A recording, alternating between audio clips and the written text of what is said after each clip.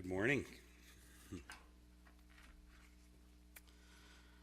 You know, one of the things that so often happens after a tragedy like we saw this past week in Las Vegas, where a lone gunman, as you know, shot down and killed 59 people and sent another 200 plus to the hospital, is that it seems that as the days pass and the victims start to come to grips with what happened, we often start to hear these stories of people who heroically put their lives on the line, oftentimes for complete strangers.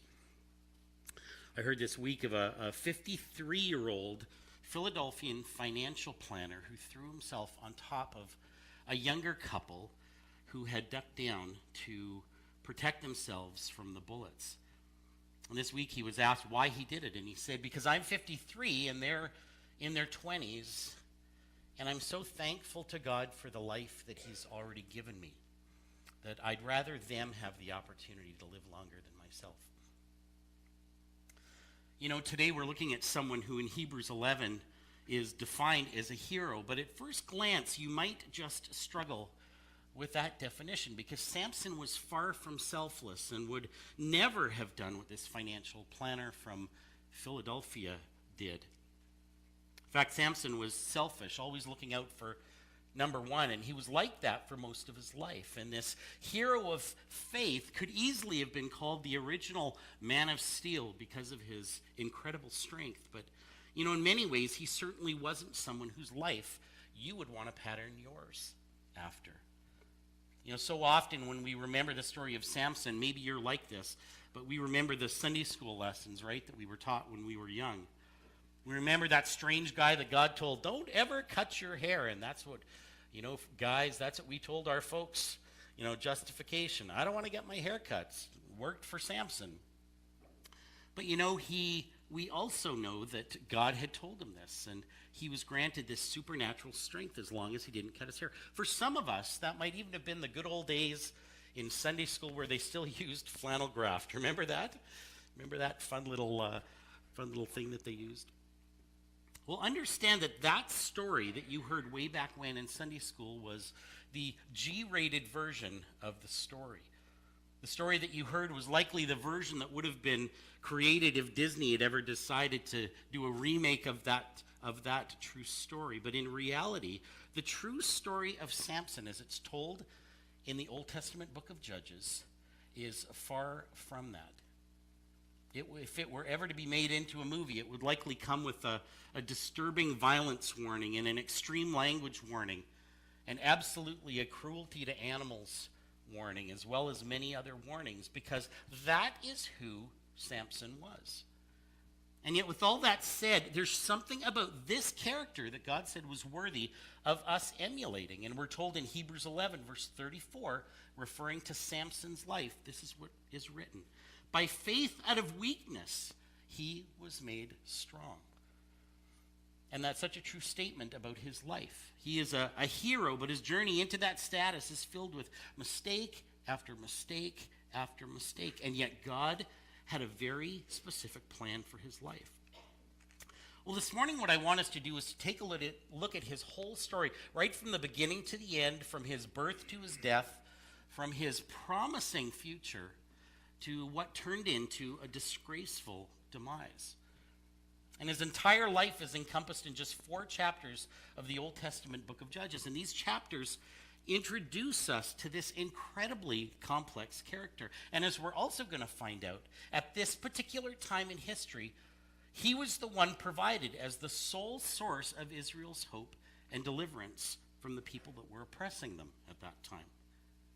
When we're finished, you're likely going to be asking the question as to whether it was a mistake that he was actually put into this list of heroes, because as many of us are, he doesn't fit very nicely into religious categories. You're listening to a podcast there? Yeah. You know, just before we jump into the story, though, I want us to understand some of the context of the book of Judges. The book of Judges, if you know anything about it, is really a book about the nation of Israel's cycles. And a typical cycle would consist of 3 things. Disobedience to God. Second, it would be God allowing this outside group to oppress them.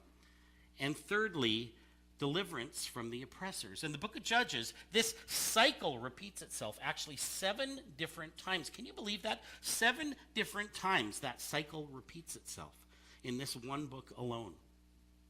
The story of Samson actually occurs as the 7th and final cycle, and it starts in chapter 13, verse 1, and we're beginning to see this cycle, and it's written in starting in verse 13.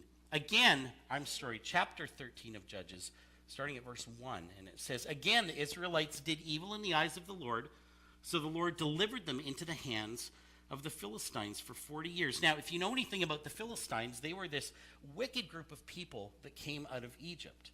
And if you were listening in your high school history class, then you'll likely know that they were closely related to the ancient Babylonians. And they were the sworn enemies of Israel. You know, as I was preparing for this message this week, I found myself wondering just how bad it must have been for God to have allowed this group of people to have control over his people. But what we're about to find out is that God is going to give them a new deliverer. He's got a solution to this, and his name was Samson. Samson's life had this divinely ordained purpose right from the very beginning, and we find out what that was in the next few verses of chapter 13, where it says, "A certain man of Zorah named Manoah from the clan of the Danites had a wife who was childless, unable to give birth. The angel of the Lord appeared to her and said, 'You are barren and childless, but you are going to become pregnant and give birth to a son.'" So even here we're learning that Samson's birth had this miraculous component to it because his mother wasn't able to have children. So we're told an angel of the Lord comes to her and tells her that she was going to have a child, and his life would have a very specific God-given purpose. The passage goes on in verse 4, and the angel says this to her: "Now see to it that you drink no wine or other fermented drink, and that you do not eat anything unclean. You will become pregnant and have a son, whose head is never to be touched by a razor, because the boy is to be a Nazirite dedicated to God from the womb." And then the angel drops this another bomb on her when he says he will take the lead in delivering Israel from the hands of the Philistines. The book of Numbers describes 3 components of a Nazirite vow, or 3 commitments that a Nazirite must keep during this period of the vow. And it's important that we understand this before we move into the rest of his life. The 3 commitments were this. The first was to avoid any contact with the grapes, vineyards, or the drinking of wine or alcohol. The second was that they were never to touch a dead body or a carcass of any kind, and that included both human and animals. And they were to let their hair grow and never get it cut. You see, the Nazirite vow was a vow of separation. It was a vow of complete commitment to God in everything. And the angel went on to tell his parents that Samson's vow was going to be a living example of God's presence to those who were part of the nation of Israel.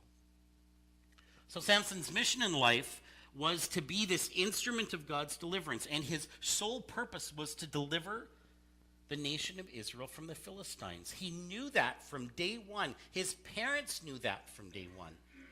And his community knew that from day one, even before his birth. And he was even going to be given, we're told, some special tools to help him accomplish that task. And in verse 24, we're told that the mother gave birth, and it says, "He grew, and the Lord blessed him, and the Spirit of the Lord began to stir him." So even at this very young age, the Spirit of the Lord began to stir him. He was set apart by God for this specific task. In fact, we're told that he would be given extraordinary strength as a tool to actually help him win the deliverance for the nation of Israel. So as we move to Judges chapter 14, we find a more grown-up Samson.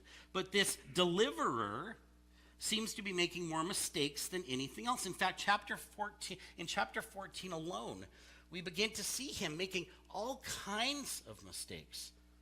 Simply put, his first big mistake was heading to the wrong place. Chapter 14, verse 1, we read this: "Samson went down to Timnah." Now you might be saying, well, what's the big deal about that? What's the big deal with Timnah?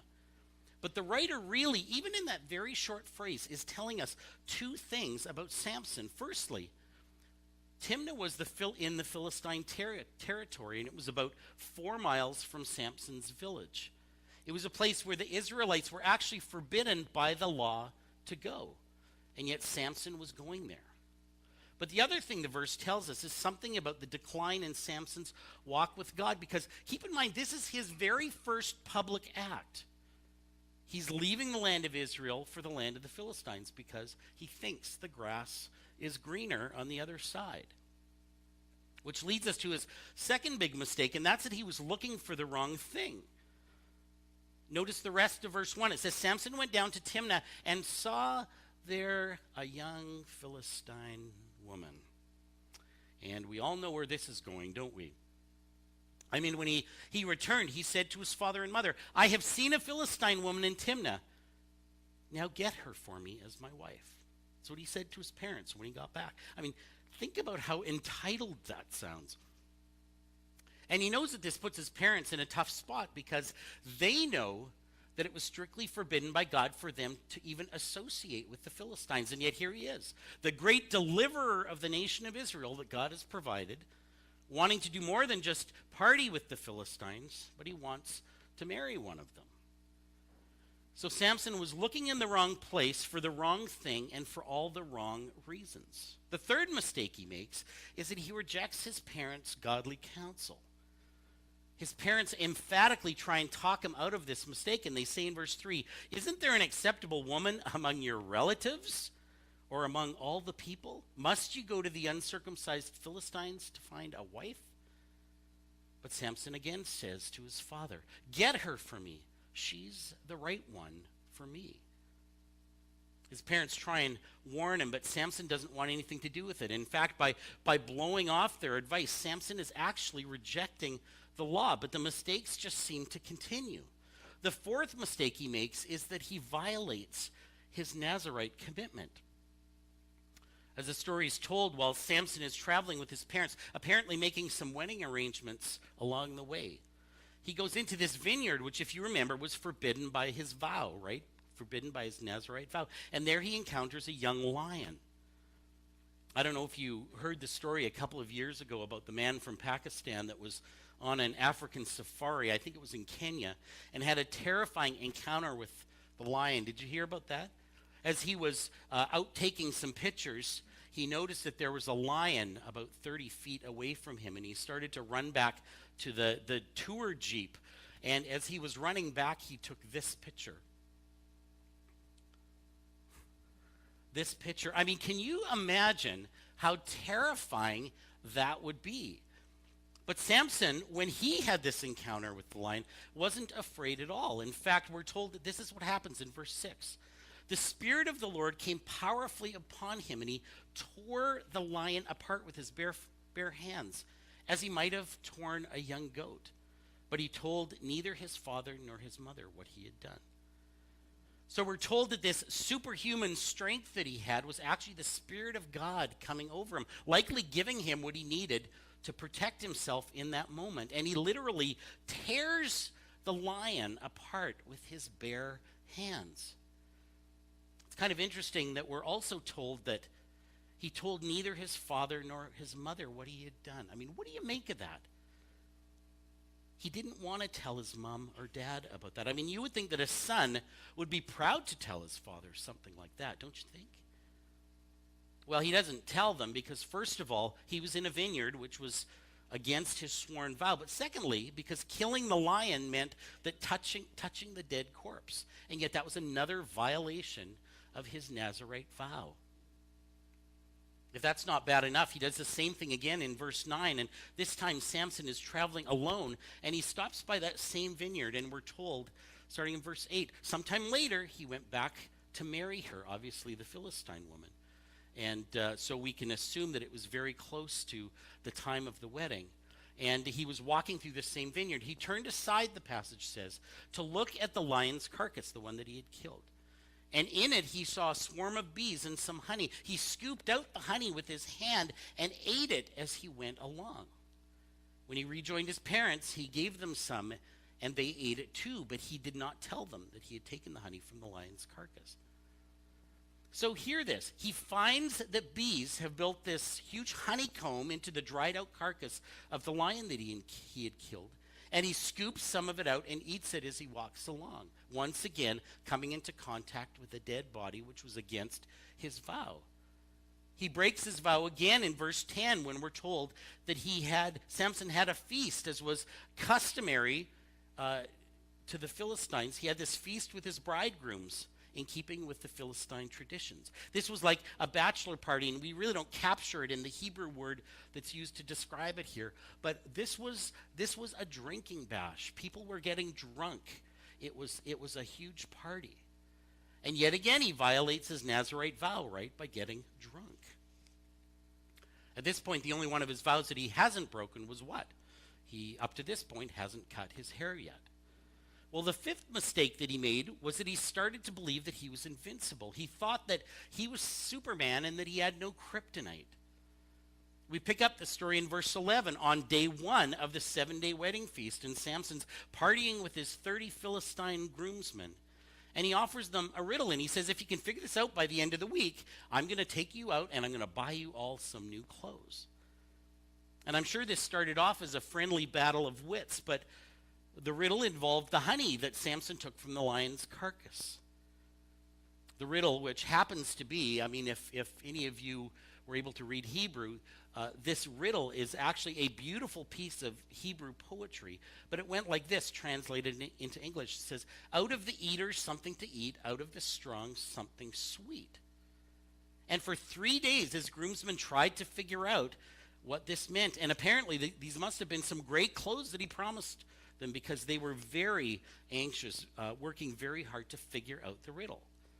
So we're told that in verse 15, on the 4th day, that being 4th day of not being able to figure out the riddle, they said to Samson's wife, coax your husband into explaining the riddle for us, or we will burn you and your father's household to death. Did you invite us here to steal our property? Or put another way, did you invite us here to steal what was rightfully ours, that being the clothes? This was no longer a friendly game of wits. And Samson's wife was terrified, as you can imagine, and we're told that she went to Samson and she threw herself at him, sobbing, and said, you don't really love me. You've given my people a riddle, but you haven't even told me the answer.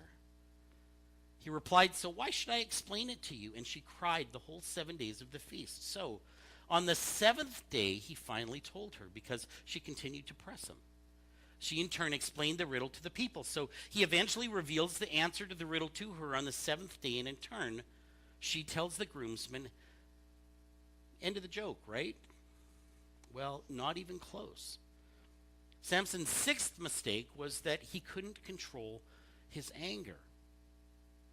When Samson found out what had happened, he was embarrassed, he was angry, and we're told that he was so angry that he went to a nearby town, and this is what he did. He struck down 30 of their men, stripped them of everything, and gave their clothes to those who had explained the riddle. Burning with anger, he returned to his father's home, and Samson's wife was given to one of his companions who had attended the feast. So having lost the bet, Samson finds 30 men, he murders them, needing again to touch their dead bodies in order to get the clothes off. And again, he violates his Nazirite vow. His feelings of romance have now been replaced by rage and revenge, and as a result, he leaves his bride standing at the altar. And in chapter 14, it ends with the father giving her in marriage to probably who would have been his best man. We find another example of his anger in verse 15, because as the scene opens, Samson decides that he wants his wife back. Now, this is a few months after this incident. And Samson, being the romantic he is, takes a young goat as a gift for his ex. You know, well, men, we might bring flowers or chocolate. I guess a goat worked for him. I'm sure it was gift wrapped with a bow. Take note, Andre, Christmas is coming. You know, just try wrapping a goat. I can't even imagine.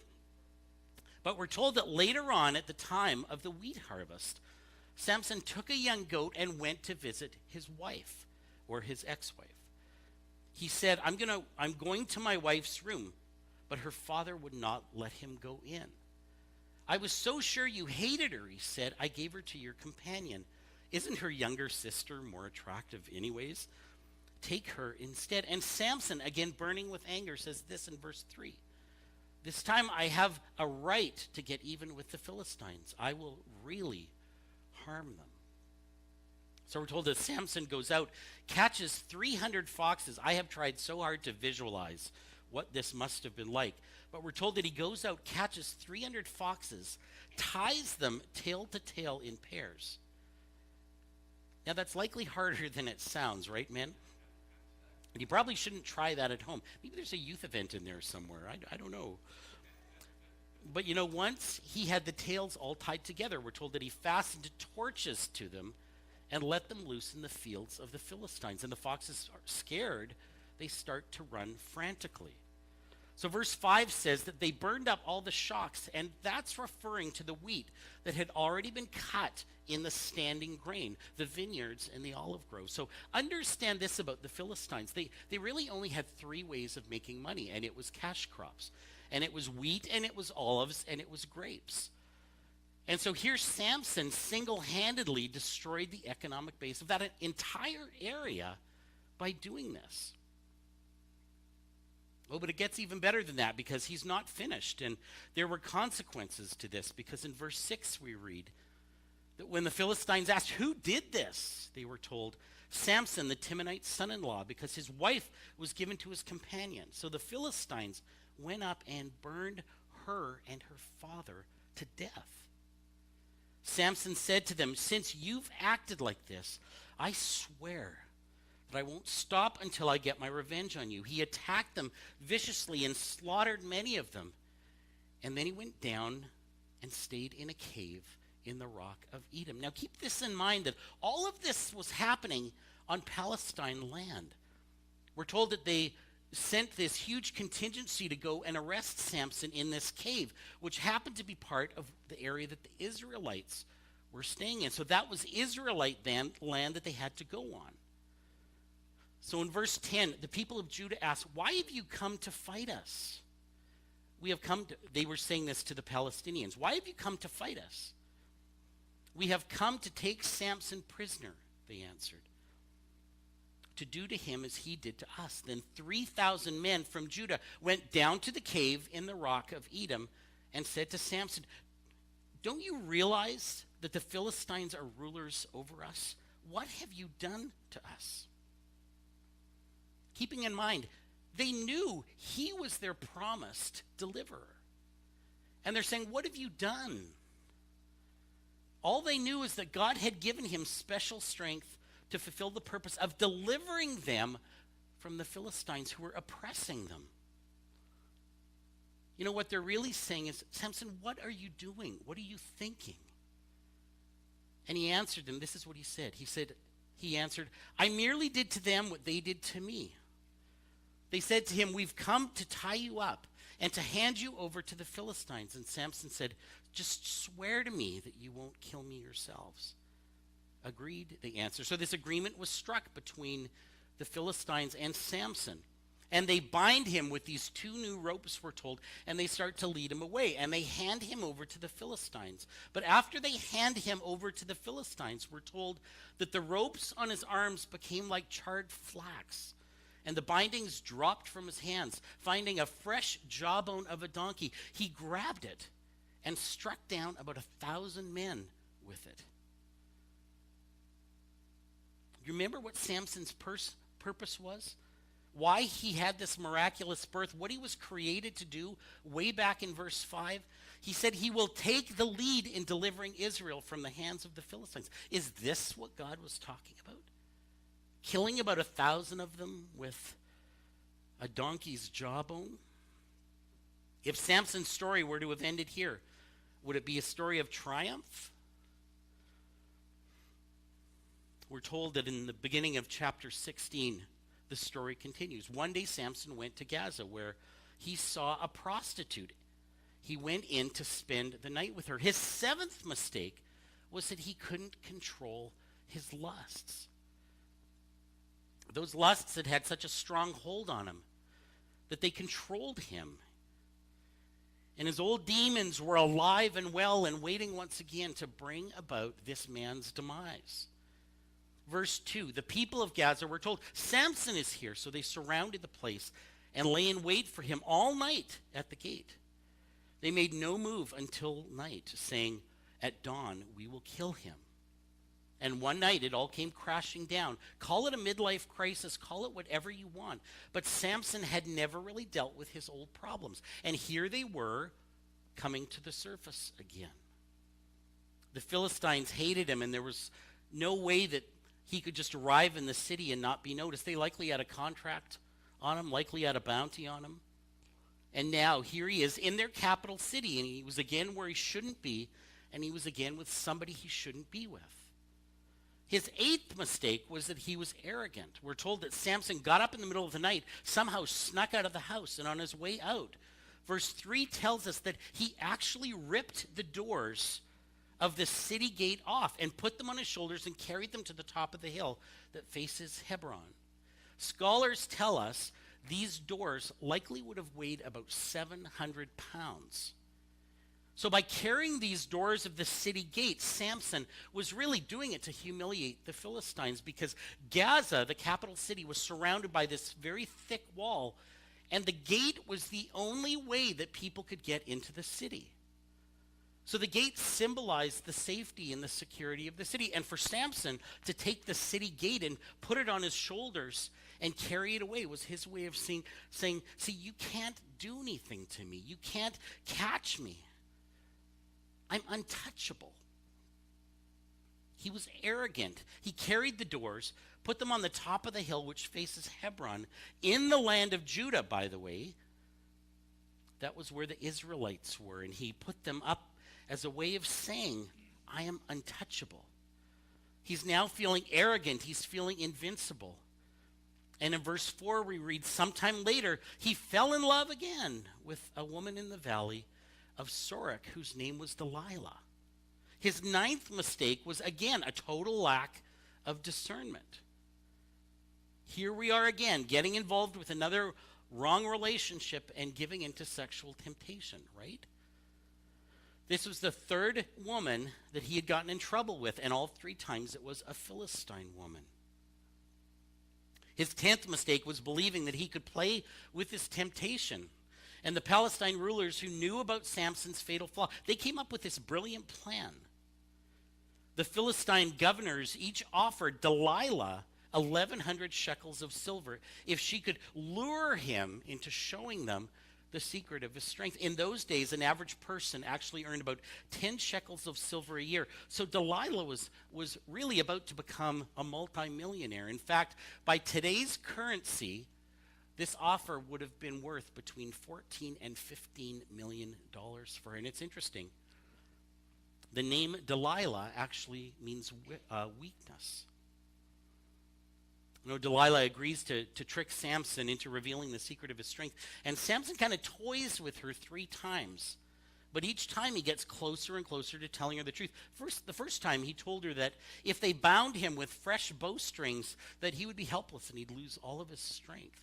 The second time he says, if I were tied up with new ropes, I would become weak. Finally, he said that if 7 locks of his hair were woven into a web, he would be helpless. I mean, he thinks he's invincible, right? And he believes that he's strong enough to toy with this temptation. His 11th mistake is his pride. He reveals his secret, finally, to Delilah in order to save face. Verse 15 of chapter 16, it says, she said to him, how can you say that I love you when you won't confide in me? This is the 3rd time you've made a fool out of me and haven't told me the secret of your great strength. With such nagging, she prodded him day after day after day until he was sick to death of it, the passage says. So he told her everything. No razor has ever been used on my head. If my head were shaved, my strength would leave me, and I would become as weak as other men.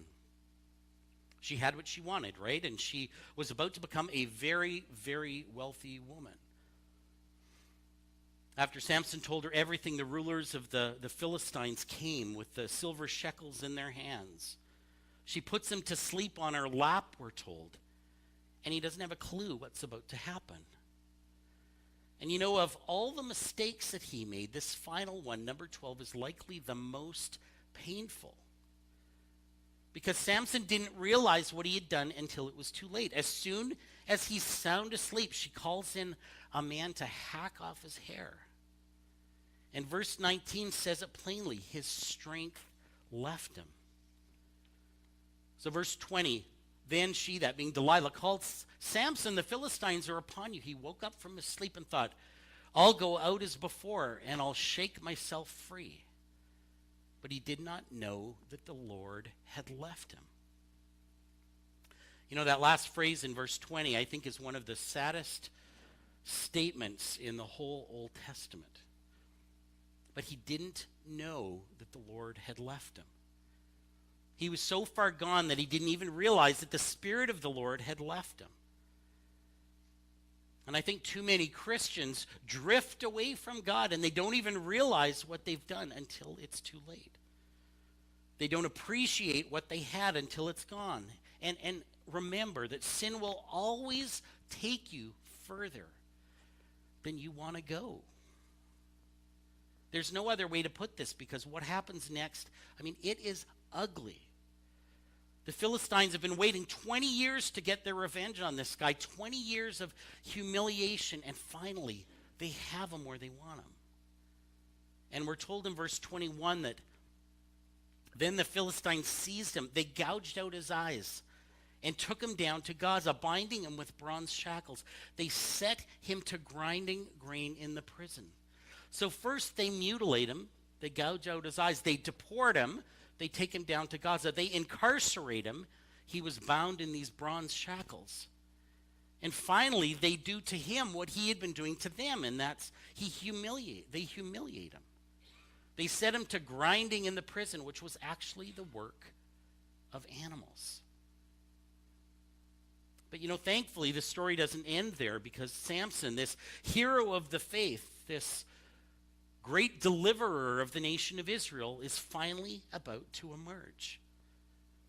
And we're told in verse 22 that, but the hair on his head began to grow again after it had been shaved.